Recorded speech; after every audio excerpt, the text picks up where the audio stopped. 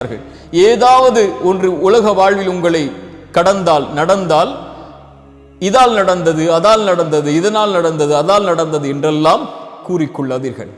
ஏதாவது உலக வாழ்வில் நடந்து விட்டால் அல்லாஹுடைய தூதருடைய இந்த மந்திர சொல்லை மனதில் வையுங்கள். ஏதாவது உங்களுடைய வாழ்வில் நடந்தால் சொல்லுங்கள், கத்தர் அல்லாஹு வமா ஷாஅ ஃபஅல், அல்லாஹுடைய நாட்டத்தை கொண்டு மட்டும்தான் நடந்திருக்கிறது என்று, அல்லாஹ் நாடியது நடந்திருக்கிறது என்று.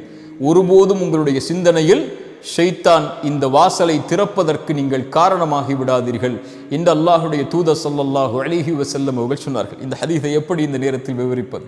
சுருக்கமாக சொல்கிறேன்.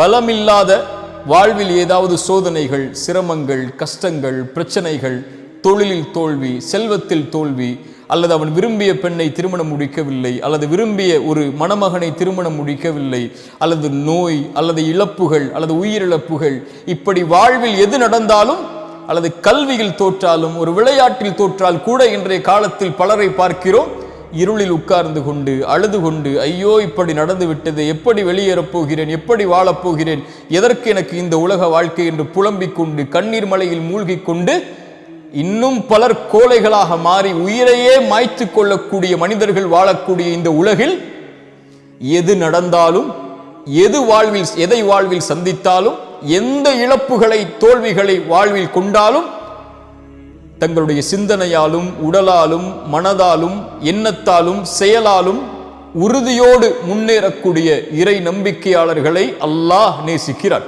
சுப்ஹானல்லாஹ். தங்களுடைய வாழ்வில் அவர்கள் எதையும் பார்ப்பார்கள். நோயை பார்ப்பார்கள், செல்வத்தின் இழப்பை பார்ப்பார்கள், விரும்பியது நடக்காததை பார்ப்பார்கள், தொழிலில் தோல்வியை பார்ப்பார்கள். ஆனால் அவர்களுடைய வாழ்வு முழுவதும் அல்லாஹுடைய நாட்டத்தை கொண்டு மட்டும்தான் இது நடக்கிறது. நான் இறை நம்பிக்கையாளன், நான் கவலை கொள்ளக்கூடாது. குர்ஆன் சொல்லுகிறது, இறை நம்பிக்கையாளன் ஒருபோதும் கவலை கொள்ள மாட்டான். கவலை ஷைத்தானுடையது. கவலையை கொண்டு ஷைத்தான் உள்ளத்தை உடைப்பான், அல்லாஹ்வை விட்டு அவனை தூரமாக்குவான். கவலை கொள்ள மாட்டான் இறை நம்பிக்கையாளன். பயம் கொள்ள மாட்டான். உலகமே அவனுக்கு எதிராக ஒன்று சேர்ந்திருந்தாலும் ஹஸ்புனல்லாஹ், அல்லாஹ் ஒருவன் போதுமானவன் என்று அவன் சொல்லுவான். கவலை கொள்ள மாட்டான், பயம் கொள்ள மாட்டான். அவனுக்கு குர்ஆன் சொல்லக்கூடிய செய்தியை மனதில் வைத்திருப்பான். கவலை கொள்ளாதே, பயம் கொள்ளாதே. அன்துமுல் அலௌன இன் குன்தும் முஃமினீன், நீங்கள் தான் உயர்ந்தவர்கள் முஃமின்களாக வாழ்ந்தால்.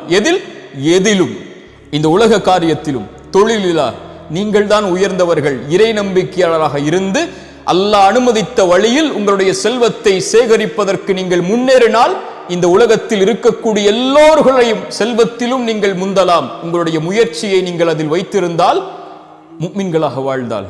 விளையாட்டிலா, தொழிலிலா, கல்வியிலா, அல்லது இந்த உலகத்துடைய எந்த காரியத்திலும் அடுக்கிக் கொண்டே போகுங்கள்.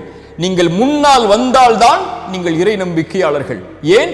நீங்கள் உறுதியோடு அல்லாஹுடைய நம்பிக்கையை உள்ளத்தில் வைத்திருப்பவர்கள். எல்லோர்களை விடவும் நீங்கள் மேன்மையானவர்கள். உங்கள் சமூகத்தில் வாழக்கூடிய மக்களில் யாரை நீங்கள் அருகில் வைத்திருந்தாலும் நீங்கள் தான் உயர்ந்தவர்களாக இருக்க வேண்டும். அதில் ஏன்? இறை நம்பிக்கையாளன் பலமுள்ளவனாக இருந்தால்தான் அல்லாஹ் அவரை நேசிக்கிறான் என்று அல்லாஹுடைய தூதர் ஸல்லல்லாஹு அலைஹி வஸல்லம் அவர்கள் சொன்னார்கள். வாழ்வில் எதை சந்தித்தாலும், அது இனிமையோடு இருந்தாலும், கவலையோடு இருந்தாலும், நோயோடு இருந்தாலும், சுகத்தோடு இருந்தாலும், தோல்வியோடு இருந்தாலும், வெற்றியோடு இருந்தாலும், அல்லது தோல்விகளையே வாழ்வில் கண்டு கொண்டிருந்தாலும், வாழ்வு முழுவதும் இருளானாலும், பிரச்சனைகளால் வாழ்வு இனிமேல் வெளியேறுவதற்கு வழி தெரியாத அளவிற்கு மூடப்பட்டாலும், உயிர் மூச்சு அடுத்த நிமிடத்தில் உங்களோடு இருந்தால் அல்லாஹ் உங்களுக்கு இன்னும் வாய்ப்பை கொடுத்திருக்கிறான். முன்னேறுங்கள். எதையும் வாழ்வில் ஜெயித்து விடலாம். நான் உங்களை உள்ளத்தால் தட்டி எழுப்புவதற்குள்ள வார்த்தைகளை நான் சொல்லவில்லை. அல்லாஹ் குர்ஆனிலே சொல்லுகிறான், ஒருவன் முயற்சி செய்தால் அந்த முயற்சியுடைய பலனை பெற்றே தீருவான். அது உலக காரியத்திலும் சரி, மறு உலக காரியத்திலும் சரி. இந்த உலகத்தில் இருக்கக்கூடிய மனிதர்கள் முடிவை பார்க்கக்கூடியவர்கள். வெற்றி அடைந்தாயா என்பதைத்தான் பார்ப்பார்கள். அது ஒரு முஃமினுடைய இலக்கல்ல. ஒரு முஃமினுடைய இலக்கு எல்லா காரியத்திலும் முயற்சி மட்டும்தான்.